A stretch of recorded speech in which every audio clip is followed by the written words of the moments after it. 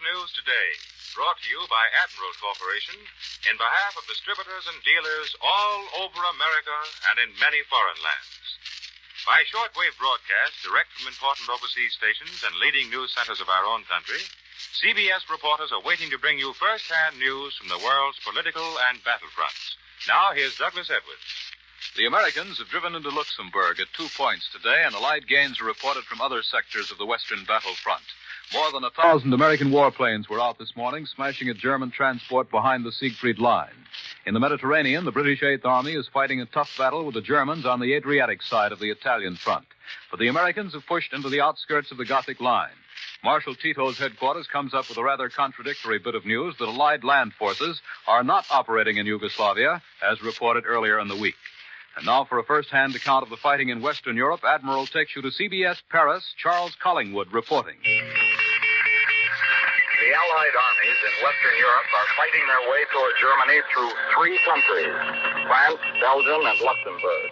We have really entered Luxembourg after days of premature reports, and Holland seems likely to be added to the list as our troops approach its boundary. All along the line, the Germans are putting up with stubborn resistance as they try to hold us off from Germany. But we continue to move forward closer and closer to the right. The closest point so far is the town of Tours in Belgium, 10 miles southeast of Liège and less than 20 miles from the German border. In the Ardennes forest, we continue to make progress. In the Moselle Valley, we're fighting in Liverdun above Toul and trying to expand our hard-won bridgeheads across the Moselle.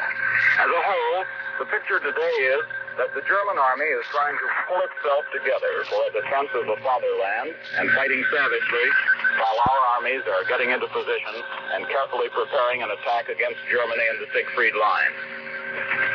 In Paris, the political news is the reconstruction of General de Gaulle's government. The great political fact here is the resistance, which is not a party, but a state of mind. And most of the new men in the government represent the militant groups who fought for France from within. These are the men whom France looks to as her future leaders.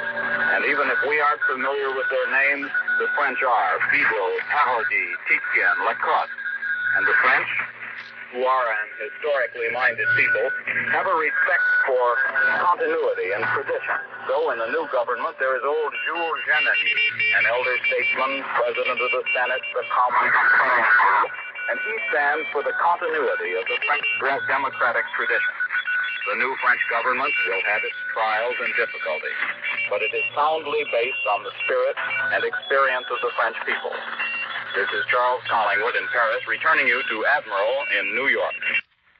We're sorry that the signal from Paris was not as clear as it might have been. But now for other developments in the West, Admiral takes you to London, Ned Calmer reporting. The temper of the war reports is turning cautious again. From every main sector of the Western Front, from the Albert Canal operations in Belgium down to the Lorraine Gap, correspondents are filing dispatches describing major German resistance. It looks as if we may be entering a period similar to the fighting in Normandy before the German retreat began. Or as one correspondent up at the front puts it today, the war has now changed completely in type since last week, and the possibility of an autumn campaign cannot be ruled out. The prospect of a month or more of the toughest kind of fighting has not dimmed the revival of hope for an early peace among the British people. If you could have seen London today, you would have felt the rising tide of human relief and gratitude that at last, after 5 years, the struggle will soon be over. Only people who have lived that long amid total blackness at night and the terrible melancholy of the air raid sirens can realize how much it means to have the blackout partially lifted, as it will be in a few days. Only people who have lived so long under the irksome duties of wardens and fire watchers and home guards can know what it means to be relieved of these duties soon. There are many signs of this relief. Mothers and their small children are coming back to London after months in places of safety, believing that the German enemy, whom they call simply him, will never be able to launch his threatened rocket bomb in earnest. The theaters are beginning to fill up again, and a theatrical season that will include Alfred Lunt and Lynn Fontanne is beginning to boom. But London is remembering the days of its trials. It suggested that a medal be given to be known as the Order of the Weary Heart to all civilian veterans of these 5 years. It's also suggested that a special award be given to the people who have managed to eat certain kinds of meat during that period, and to all those who at the worst moments of the Blitz had the courage to stay in bed. I return you now to Admiral in New York. You've heard from Ned Calmer in London and Charles Collingwood in Paris. More news in just a moment, but first here is Warren Sweeney with a message from Admiral Corporation. Admiral Corporation is the world's largest manufacturer of radio phonographs with automatic record changers. Consequently, when we tell you that the post-war Admiral record changer will be far superior to any offered before Pearl Harbor, you can believe it. May I ask a question, Mr. Announcer? I've got an automatic record changer that's given me a lot of pleasure in the years I've owned it. What's the Admiral got that's so different? Well, sir, to boil it down, the Admiral's superiority lies in its simplicity. Admiral has taken what was formerly a highly complicated mechanism and made it so simple in its operation that there's practically nothing to go wrong. Well, that's very interesting. But I'm rather proud of my collection of records. Will it protect them? Yes, there's far less chance for chipping or breaking your precious records in an Admiral. And the new Admiral changer will greatly reduce the changing time records. Yes, sir, if you're looking for a radio phonograph with the best of everything, you'll certainly find it in Admiral. Now here once again is Douglas Edwards. Allied troops in southern France continue to make good progress. For a summary of the news in that area and on the Italian front, Admiral takes you now to CBS Rome. Winston Burdett reporting. The Germans in central France are putting up a stubborn fight on the approaches to Belfort Pass. They have considerable forces lined up on the north side of the Doubs River, covering their roads of withdrawal eastward toward the historic gateway to Germany. On the south side of the river, we have been closing in steadily toward the pass. American troops have pushed 24 miles up the valley from Besançon. Further east, French forces at one point are only 18 miles from Belfort, at the entrance to the gap where we will see the opening phase of the battle for Germany itself. Writing from Besançon today, CBS reporter Eric Severide describes our crossing of the old German occupation line which divided France until November 1942. It's immediately apparent, he says, that French life north of the line where the Germans had been for 4 years had been much harder than in the south. And Severide says, I quote, "For one thing, the FFI, the French resistance forces, are not so well organized on the north side. The long German occupation meant that many more young men were shipped off to Germany. The Germans here have been executing Frenchmen for the slightest offenses, such as breaking the curfew. Food is a far more serious problem here. And when the French in Algiers talked about the great loss of weight among French people, they meant those here in the north, where it is actually true." End of quotation. The German army here in Italy is still fighting its own hard, separate battle. It's as though there were another war on this peninsula, unaffected by the collapse of German arms elsewhere. A few days ago, it was triumphantly announced in official bulletins here that the Eighth Army had completely broken through the German defenses over by the Adriatic Sea. This was described as a decisive victory. It was expected that the Eighth would smash right through to the plain and roll up the entire German line. It was not expected that the Germans would be able to improvise defenses on the few ridges ahead of us and there, behind the so-called Gothic line, stop our offensive dead. But that is what has happened. Once again, the battle in Italy has not gone according to plan. In the narrow gap by the Adriatic, the Germans have moved in many guns, many tanks, all of their frontline mobile reserves, the elements of 7 divisions, including 2 Panzer divisions. To the Fifth Army further west will fall the difficult task of trying to breach the German defenses by frontal attack over the mountains. Whatever is happening on other fronts, German resistance is not breaking here. They are still making us fight a battle for nearly every ridge and pay for every mile of our advance in Italy. This is Winston Burdett in Rome, returning you now to Admiral in New York. The Moscow radio reported today that in August, 1,800 enemy aircraft were shot down on the Soviet-German front, the highest number during the summer offensive. The CBS shortwave listening station recorded the broadcast which said that in the past few weeks, the war in the air has been focused in 3 areas: in the Baltic, Romania, and the Black Sea, and in the Warsaw sector. The Luftwaffe has concentrated big formations in the Baltics and the districts bordering East Prussia. Focke-Wulf's 190 used as fighter bombers are being sent over in groups of 100 and 150. And now here in our New York studio to discuss with us military events in the Balkans and Russia is Columbia's military analyst, Major George Fielding Elliott. Certainly the most important Russian accomplishment of the past week has been knocking Bulgaria not only out of the war as a German ally, but back into the war again as a belligerent on the Allied side. Thus, the Balkan situation has now changed from one of complete German domination of the entire peninsula, except Turkey's little corner, to one in which Romania and Bulgaria are active allies of Russia, leaving to the Germans only their rather precarious hold on Yugoslavia and Greece. Naturally, these events have been of vast encouragement to the Patriot forces in both Yugoslavia and Greece. These forces are reported busily engaged in attacking German garrisons and particularly in cutting German lines of communication. The German hold on Greece, especially, is dependent on keeping open the Belgrade-Salonika-Athens railway, which has been cut in many places and which the Patriot forces now say they can keep permanently interrupted. Meanwhile, the Germans must find some means of replacing the Bulgarian troops formerly in occupation as their allies of parts of Yugoslavia and of Greece. They must do more. They must find means of opposing those troops, who are now their enemies, and are closely backed up by the powerful Russian forces, which are pouring into Bulgaria and apparently moving toward the vital railway, which runs just west of the Bulgarian-Yugoslav frontier through the historic Vardar-Morava Valley. From Romania, the Russians have penetrated to the vicinity of the Iron Gates, where the Danube River breaks its way through the Carpathian Mountains. This puts the Russians virtually on the Yugoslav frontier in this area also, but there is as yet no official word that they have crossed that frontier. Also from Romania, Russian and Romanian troops are in possession of most of the important passes through the Transylvanian Alps and are reported descending the northern slope of those mountains toward the Hungarian plain. This movement, if continued, would bring them to Budapest and northward toward the Moravian gateway between the Bohemian hills and the Carpathians, a direct threat to the invasion of Germany on the south. While the Germans' hold on the Balkans is thus cracking, and while her last ally, Hungary, is thus directly menaced, there are many indications that the storm of battle is about to break in full force against the German defenses in the east. Already the Germans admit that the Russians are beginning to extend their rather wide bridgehead over the upper Vistula, a bridgehead which menaces both Warsaw from the southwest and Krakow from the east.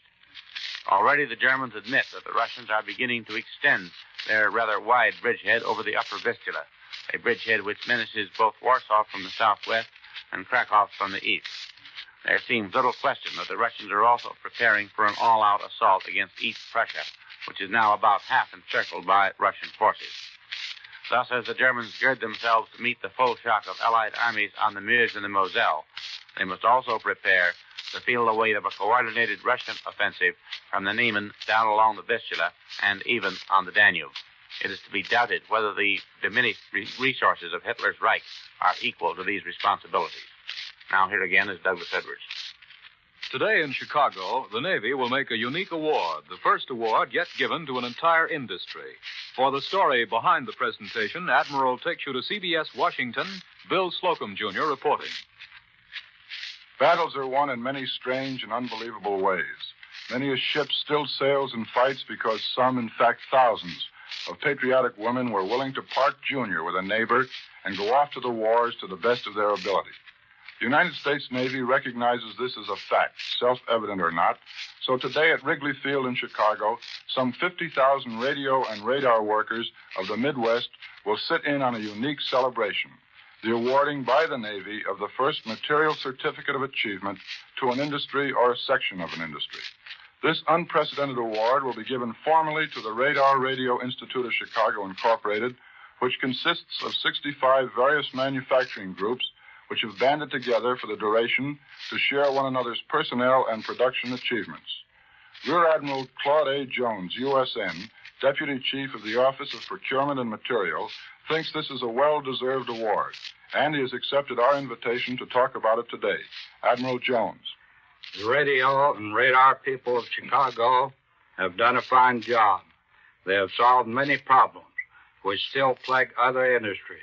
When they needed more women workers, the Institute conducted a campaign that can be, well, a model for other industries. Admiral, I understand that a woman wasn't safe on the Chicago streets while that employment campaign was underway.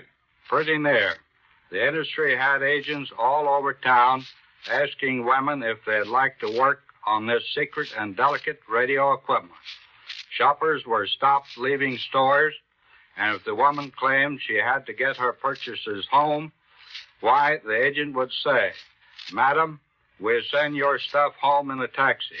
You just climb in this bus, and we'll have you working in a couple of hours."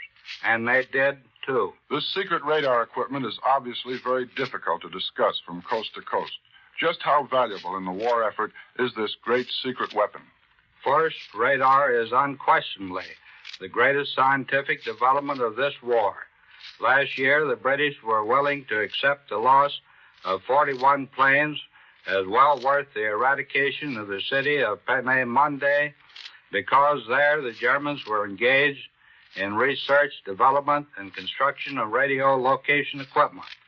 By attacking such an objective, future raids in Germany were deemed safer, and the heavy loss in planes was deemed a small price for the damage inflicted on enemy defenses. What is your opinion of peacetime radar, Admiral?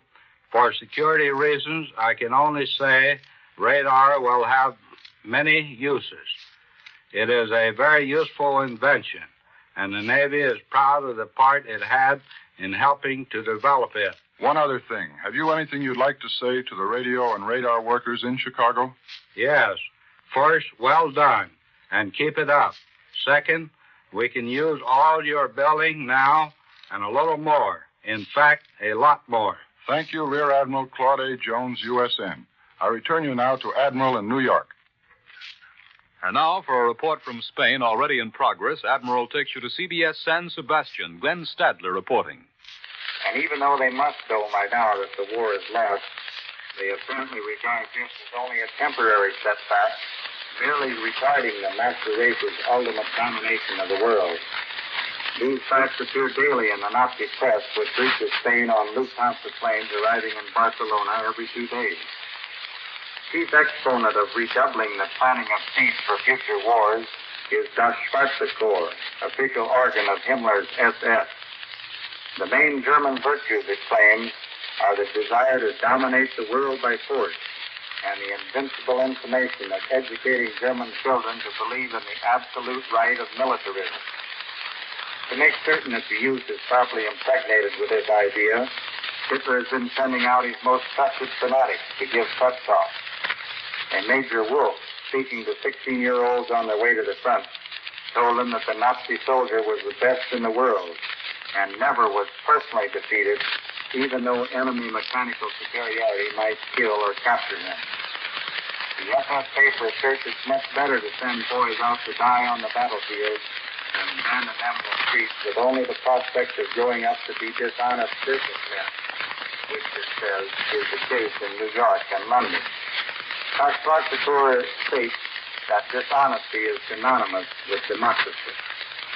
Thus, Nazi fanaticism prefers death to absorption of thought not in tune with the Hitler-Jugend song, "Today we own Germany, tomorrow all the world."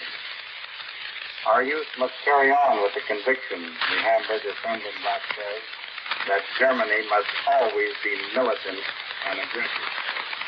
This is Glenn Stadler and San Sebastian, returning you to Admiral in New York. Southwest Pacific Headquarters reports continued unopposed air attacks on Japanese positions from the Moluccas to the Philippines, and a new amphibious landing which completed Allied conquest of the Schouten Islands off Dutch New Guinea. Heavy raids on Halmahera Island, southern guardian of the Philippines, and the Japanese shipping and aerial center on Dutch Celebes were included in the reported air attacks. Other targets included Palau, Ceram, and Timor. Under air and naval cover, amphibious Allied units landed Thursday on Sopiori Island, adjacent to American-held Biak in Galevink Bay. There's no Japanese opposition, and it was considered unlikely that more than a handful of enemy stragglers were on the island. Admiral Nimitz announces heavy blows by American Pacific Fleet cruisers and destroyers and carrier-based planes against the Palaus, the Japanese islands guarding the Philippines on the east.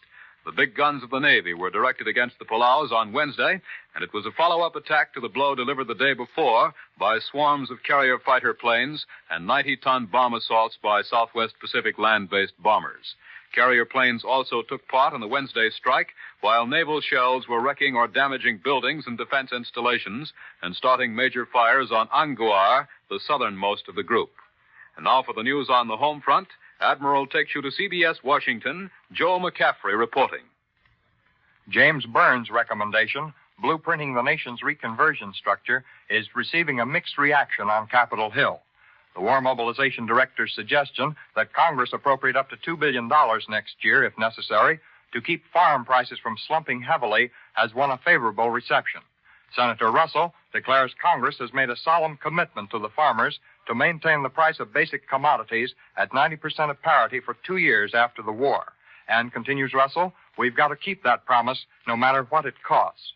The reaction was not so favorable, however, to the proposal for an unemployment compensation schedule of $20 a week for 26 weeks. Lawmakers say there is little chance that Congress, having rejected it once, would reconsider the unemployment plan. Opinions here indicate that Burns's recommendation for repeal of the excess profits tax after Japan is defeated will receive congressional support. Post-war repeal of the excess profits tax on corporations has been advocated a long time in Congress and is backed by some of the most influential men on the tax-writing committees.